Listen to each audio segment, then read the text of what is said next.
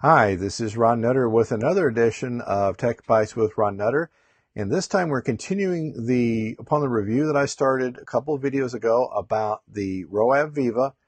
And we're going to show you not 3, not 4, but 5 things to know about as you work with your Roav. And that starts now.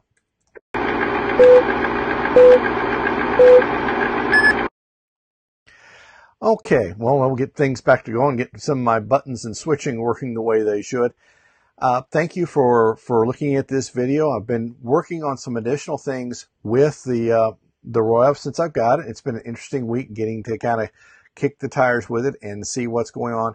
One of the things that I think you want to know about, we're going to switch over to a link I've set up with my iPhone 6 Plus so you can see it directly from the screen, so the way it should look for yours. And we'll take the graphic out of the way there so you can see it a little bit easier. Now, one of the first things that Roav has already announced, to their credit, this is something that I found within a day or two, is making sure that your phone is on the latest version of iOS. Now, I've got a 6 Plus, so we'll tap on Settings, and we'll go down here to General. And I didn't want Sounds, we'll go General. And then we'll do Software Update. You can also get this from the About screen. Now, I'm on 11.2.6, as you can see here. Now, when I started out, I was on 11.2.5, and I did see some Bluetooth dropping issues. So, since going to 11.2.6, that has seemed to address it. I've not had the Bluetooth drop out anymore and the connection to the Roav go down. Another thing that you want to keep track of, and let's just go back out to the main screen here on the 6 Plus, and we'll go into a folder, and this is how I've set some of the stuff up, is how we'll go to on another video. We'll go into my Drive folder, and we'll tap on Roav. Now, I found in some cases this does automatically start up when it senses the Roav VIVA. Sometimes it doesn't. As we all know, technology is great when it works. I'm not faulting the folks at Roav. Some of this could be something quirks within the iPhone. Now, you'll notice this little gear icon right up over here. And actually, I'm sorry, I had 2 different mouses on the screen. If you see the little gear icon right here, if there's an update available, it should show you like a little orangish or reddish dot. It would be about the same color as what you're seeing there. Now, if it doesn't, or for some reason you don't see it, you can always tap that gear icon. And if you go down here to the bottom, I've got to pull up a little bit because I'm testing this Reflector 3 software, and if it ends up working as well as I think it will, I'll be getting a full licensed copy, so I don't have the watermark there. But you'll see down here it mentions version 3.2.1. Now, if you want to make doubly sure that you got the latest version, you just tap on Firmware Update, and it will go out, and this assumes that your Roav is linked to the phone at that point. And I've got a small AC or DC power supply, depending on how you want to look at it, that has a cigarette lighter plug in it. So I've got my Roav VIVA right beside me, so it's able to read it right off the bat, and it says mine is up to date. If you do those 2 things, that should get you on a pretty even keel. We'll make sure we go back into the Roav app instead of exiting out the way I did. Tap to get onto the main screen, and then we'll go ahead and select the speaker icon there, and that way when we start talking to it here in just a bit, that will have it ready to go. So it's a little bit of adjusting, and I don't have that much to complain about. It's just getting used to a different way of things. Now, you have options with the maps that you want to use on it. By default, it will set up for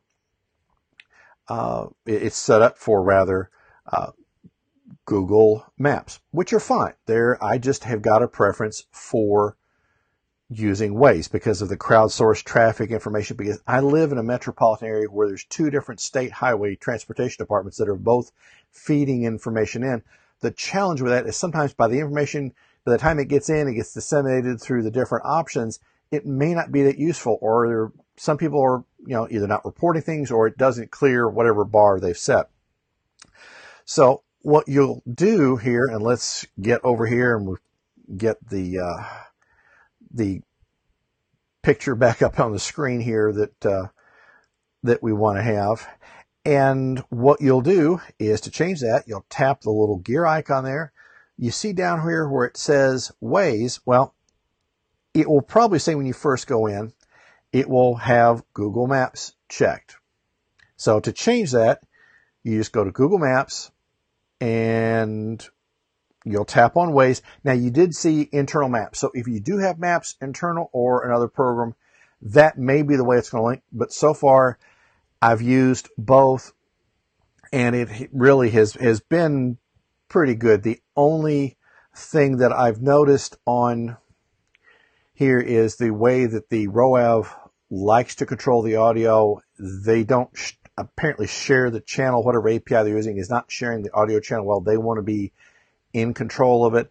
So I see the Roav, I see the Waze app running, but I'm getting no audio from it because there's some sort of fighting between the two. And I've talked to the Roav folks about it. Hopefully they can give me some better information to go on. But you don't have to use Waze. That's just my preference, because that way, if there's a car off to the side, if there's an accident ahead that hasn't made it through whatever traffic reporting system, at least you've got a little bit of information to work with.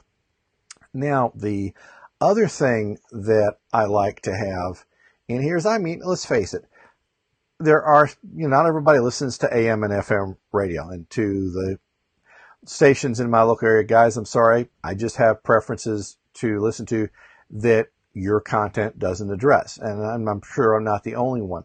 So there are two ways, and I'm going to show you one in this video on how to play podcasts. So we'll bring I'm getting used to how there we go. Now it's going to come up, and that way when I go to the screen, okay, one more tap here, guys. There we go. Now it's just getting everything to play nice. We'll go back to that page on that part of the screen. And for example, one of the podcasts I like to listen to is one that Lil Port has been involved with for many years. And I had the opportunity to be at his studios in California, and it's a very interesting operation. To get started, Alexa, it ties into TuneIn to do this. So it'll be Alexa, play This Week in Tech podcast. Okay. And occasionally, of course, I said several things there with the wake word twice. So let's try it one more time. Alexa, play This Week in Tech podcast.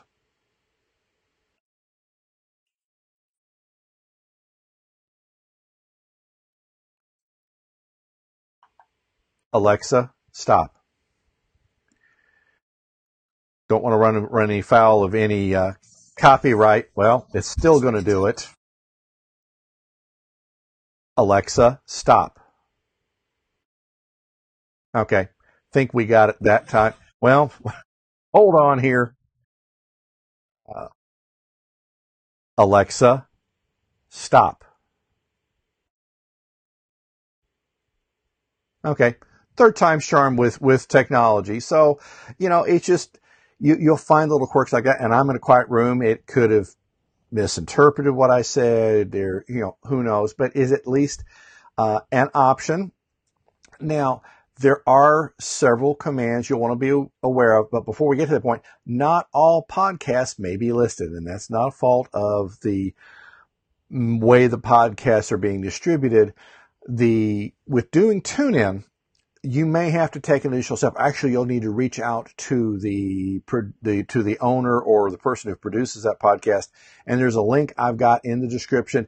They've got to fill a few things out, and really it's to their benefit to do so, because it gives them yet a wider distribution net. And there's things they got to plug in, like the RSS XML feed. There's other information that TuneIn needs to have in order to redistribute that.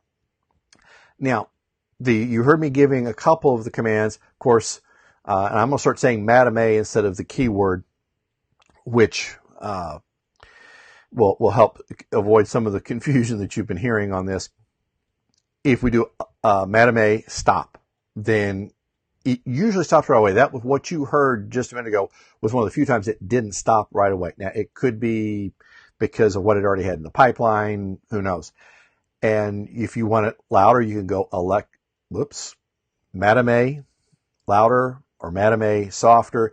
And you've also got a range of 0 to 10 that you can use for the level of audio. Now, obviously, if you're in your vehicle, and I've got a Honda Pilot, you've got either the on steering wheel controls if your vehicle has that, or you can reach over to the stereo that's in the vehicle.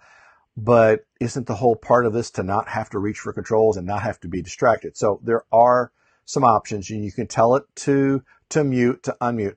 Now, something to be aware of with the tune-in interface, and this is something that it is minor, but it is important to know, is if you stop playing the podcast and totally exit out, or even just stop and pick back up, it is probably going to start from the beginning, because it doesn't have the bookmarking system like the Apple Podcast app does. And there's another way of playing podcasts that I will show you in a future video, and it'll probably be about a week out with some other things I've got planned. So it's an option. It's not a big deal. Now, I do find in some cases that it doesn't hear me right away. Sorry, I tried to get the mic grabbed real quick, so I didn't give you something to listen to there. There are times that I found Alexa, okay, got to let it run through its process here, that it doesn't hear me. And I don't fault the Roav for this, because some of this is the engine or the API that Roav is having to tie into. So in order for it to hear me, especially if I've got something that's where there's talking going on, or the spoken word is another term for it, that it doesn't seem to pick me up either right away or sometimes at all. Of course, it's there's a challenge with distinguishing between multiple voices. So what I can do in that case is either 1, turn down the stereo, or 2, tap the wake button, and that usually will give it a little bit of a kick to where it realizes that it's got to go do something. There is also a hands-free option in here that you can use if your vehicle doesn't have that. And by the way, I've not been telling you if you would please hit the subscribe button to get notified of any future videos. Would really appreciate that. And there's also a mailing list that you can subscribe to. I'm not going to give your information out, nor I'm not going to rent it. I will use that simply to let you know when there are new videos that have been posted, and when there are maybe a special deal that I found that by the time I get into a video, it may not be there anymore. So that's the kind of things that I'll be doing with that. Anyway, going on to the hands-free phone. You do have the ability with the Roav VIVA of using that as hands-free. And I did try that, and I just happened to pick a listing in my address book that had home, work, and cell phone. When I gave it the name of the entry I was looking for, it popped up on the phone as well as saying me, okay, which one of the following 3 phone numbers, and it would say, work, home, cell. And I usually would remember which one it was, and I would say home, or whichever the name of the entry was, and it would go ahead and dial it. Now, depending on if your vehicle already has hand-free for cellular use, you may find that gives you a better voice presence, or at least a way of picking up the voice. It all depends on the vehicle. It depends on the road noise, but it's at least an option, because especially if you're in a rental car that you don't know, that you're not going to bother to train for your setup, that having the Roav is certainly a good option, and it's one well worth considering. We're just starting to scratch the surface here. I do have, if you've not bought your Roav VIVA yet, I do have a link in there. So if you do click on that one, that is an affiliate link. You will, when you buy it, it's not going to raise or lower the price. I get a small commission from that. And from time to time, in the other videos, you will see some things having to do with either what's in that video or items related to it. And then this is the book that all this will eventually end up in, and I'm hoping to have it out within the next 2, maybe 3 months, because there's some other technology I'm wanting to get involved and integrated into the book. And the Roav VIVA has ended up taking more of my time, and not in a bad way, but in working through some things. And hopefully next week, for example, I'm going to start using an Android phone. I've got a Google Nexus 6 phone that's on Project Fi. that I'm going to see how that works, because I've had a small issue with the Roav app not saving my maps preference.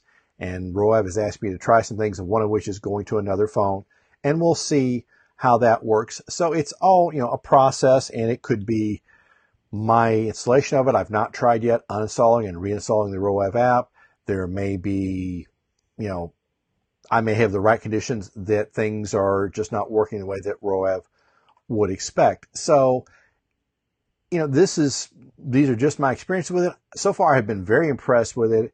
It's nice that I can start to get on the road. I'm not having to bring up 3 different apps, get them all arranged. I can just have the Roav usual will automatically start itself, and it will sync into the device, so I can get Waze running. I can start a podcast.